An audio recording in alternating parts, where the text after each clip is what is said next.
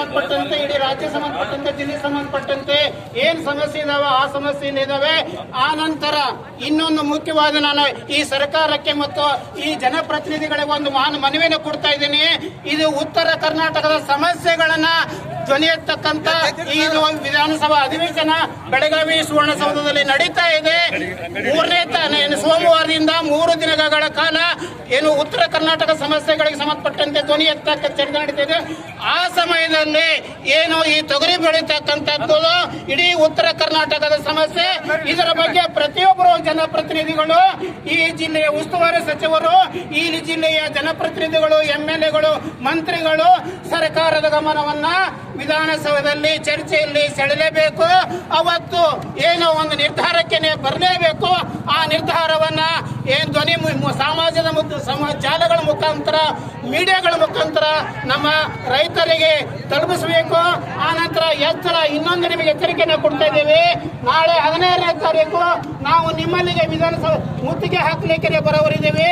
ಅಷ್ಟರೊಳಗೇನೆ ನಾಳೆ ನಿಮಗೆ ಅವಕಾಶ ಇದೆ. ಸೋಮವಾರ ದಿನ ವಿಧಾನಸಭೆಯಲ್ಲಿ ಚರ್ಚೆ ಮಾಡಿ, ವಿಧಾನ ಪರಿಷತ್ನಲ್ಲಿ ಚರ್ಚೆ ಮಾಡಿ ನಮಗೆ ಶೀಘ್ರವಾಗಿ ಒಂದು ಪರಿಹಾರವನ್ನ ಕೊಡ್ಲಿಕ್ಕೆ, ನಮ್ಮ ಆತಂಕವನ್ನ, ನಮ್ಮ ನಷ್ಟವನ್ನ, ಏನು ಕಳಪೆ ಬೀಜದ ವಿಚಾರ ಇದೆ ಅದನ್ನ ನಿಯಂತ್ರಣ ಮಾಡತಕ್ಕಂತ ಏನು ಅಧಿಕಾರಿಗಳು, ಕೃಷಿ ಇಲಾಖೆ ಏನಿದೆ, ತಸ್ತಮ ಪ್ರಾಧಿಕಾರ ಆಗಿರ್ತಕ್ಕಂಥ ಅಧಿಕಾರಿಗಳು ಅವ್ರ ನಿರ್ಲಕ್ಷ್ಯದಿಂದ ನಾವು ಎಷ್ಟು ಹೈರಾಣಾಗಿದ್ದೀವಿ ಸ್ವಾಮಿ. ಇದು ನೀವು ಗಮನಿಸಬೇಕು, ಸರ್ಕಾರ ಗಮನಿಸಬೇಕು. ನಿಮಗೆ 2 ದಾರಿಗಳಿದಾವೆ.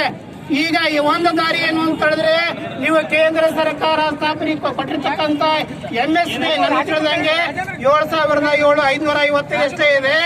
ಅದರ ಬದಲಾಗಿ ಅದರ ಜೊತೆಯಾಗಿ ಕರ್ನಾಟಕ ಸರ್ಕಾರ ನಮ್ಮ ಉತ್ಪಾದನಾ ವೆಚ್ಚಕ್ಕೆ ಅನುಗುಣವಾಗಿ ನಮ್ಮ ಬೆಳೆಯತಕ್ಕಂಥ ಅಲ್ಪ ಸ್ವಲ್ಪ ಕಾಳುಗಳನ್ನ ಖರೀದಿಸಬೇಕಂತೇಳಿ ಈ 2 ದಾರಿಗಳು ತಮ್ಮ ಪ್ರಮುಖವಾಗಿ ತಮ್ಮ ಮುಂದಿದ್ದಾವೆ ಸ್ವಾಮಿ. ಹಾಗಾಗಿ ನಾನು ಈ ನಮ್ಮ ಎಲ್ಲ ರೈತ ಬಾಂಧವರ ಪರವಾಗಿ, ನಮ್ಮ ತಾಲೂಕಿನ ಘಟಕದ ಸಾತಲಿಂಗ ಅಧ್ಯಕ್ಷರಿದ್ದಾರೆ, ಆನಂತರ ಪ್ರಮುಖರಿದ್ದಾರೆ, ಹಾಗಾಗಿ ನಾವು ಎಲ್ಲ ಸಂಘಟನೆಗಳ ಪ್ರಮುಖರು ಕೂಡ ಇದ್ದೇವೆ, ಸಾರ್ವಜನಿಕರಿದ್ದಾರೆ. ಅವರ ಮುಂದೆ ನಾನು ಪ್ರಮಾಣ ಮಾಡಿ ಹೇಳ್ತಕ್ಕಂಥದ್ದು, ಘೋಷಣೆ ಮಾಡ್ತಕ್ಕಂಥದ್ದು ಏನಿದೆ ಅಂತ ಹೇಳಿದ್ರೆ, ಸ್ವಾಮಿ ನೀವು ಏನು ಸಂವಿಧಾನ ಪ್ರಕಾರ ನೀವು ಆಡಳಿತ ನಡೆಸ್ತಾ ಇದ್ದೀವಿ, ಕೂಡ ಏನಿದೆ ಅಂತ ಹೇಳಿದ್ರೆ,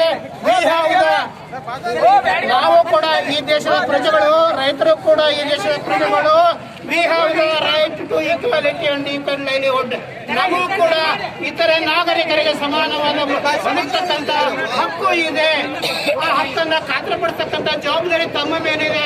ಹಾಗಾಗಿ ನೀವು ಈ ರೈತನಾಗಿರ್ತಕ್ಕಂಥ ಅನ್ನದಾತನನ್ನ ನಿರ್ಲಕ್ಷಣೆ ಮಾಡಬೇಡ್ರಿ ಅಂತೇಳಿ ನಾವು ಕೇಳ್ಕೊಳ್ತಾ ಇದೀವಿ. ನಾಳೆ 17ನೇ ನೀವು ನಾಳೆ ಸೋಮವಾರ ನಿಮಗೊಂದು ಗಡುವನ್ನ ಕೊಡ್ತಾ ಇದ್ದೀವಿ.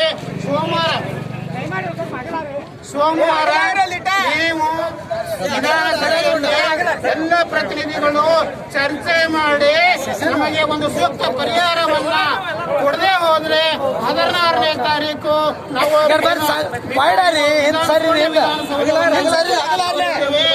ಅದಕ್ಕೆ ಏನಾದ್ರೂ ಅನಾಹುತ ಆದ್ರೆ ನೀವು ಲಾ ಅಂಡ್ ಆರ್ಡರ್ ಹೆಸರಿನಲ್ಲಿ ನಮ್ಮನ್ನ ನಿಯಂತ್ರಿಸಲು ಬರಬೇಡಿ. ಕಾನೂನು ಸುವ್ಯವಸ್ಥೆ ಅಂತಕ್ಕಂಥದ್ದು ನಮಗೂ ಗೊತ್ತಿದೆ. ಸಂವಿಧಾನದ ಆಡಳಿತ ಪ್ರಕಾರ, ಸಂವಿಧಾನ ಪ್ರಕಾರ ನಮ್ಮ ಹಕ್ಕನ್ನು ನಾವು ಕೂಡ ಅನ್ನದಾತರು ಕೇಳ್ತಾ ಇದ್ದೇವೆ. ಹಾಗಾಗಿ ನಮ್ಮ ಬೇಡಿಕೆಯನ್ನ ನೀವು ಪೂರೈಸಲೇಬೇಕು. ನೀವು ಲಕ್ಷಾಂತರ ಪೊಲೀಸರನ್ನ ತಂದು ಅಥವಾ DC ಮುಖಾಂತರ ಆದೇಶ ಮಾಡಿ ನಮಗೆ ಯಾವುದು ನಿರ್ಬಂಧ ಹೇಳಬೇಡಿ ಸ್ವಾಮಿ. ನಾವು ನಮ್ಮ ಹಕ್ಕಿಗಾಗಿ ಬಡದಾಡ್ತಾ ಇದ್ದೇವೆ, ನಮ್ಮ ತುತ್ತು ಕೂಳಿಗಾಗಿ ಬಡದಾಡ್ತಾ ಇದ್ದೇವೆ.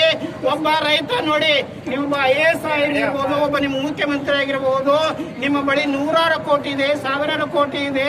ನಮ್ಮ ಬಳಿ ಇಲ್ಲ ಸ್ವಾಮಿ. ಅಷ್ಟು ನಮ್ಮ ಬರೀ ಇರ್ತಕ್ಕಂಥ ಬರೀ 2,000 ಆದ್ರೆ ಅಂತ ಇದ್ರು ಕೂಡ ಸ್ವಾಮಿ, ನೀವು 100 ಕೋಟಿ ಇರ್ತಕ್ಕಂಥ ಹಣವನ್ನ ನೀವು 10 ಜನಕ್ಕೆ ಊಟವನ್ನ ಹಾಕ್ತೀರಾ?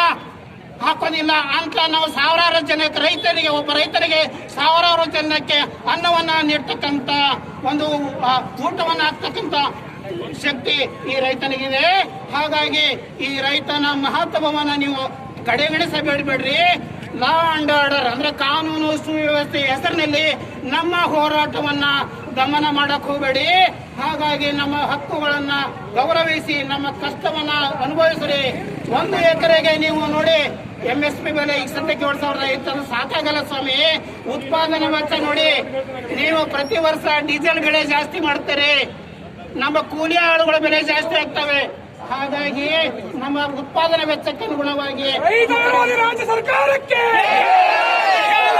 ರಾಜ್ಯ ಸರ್ಕಾರಕ್ಕೆ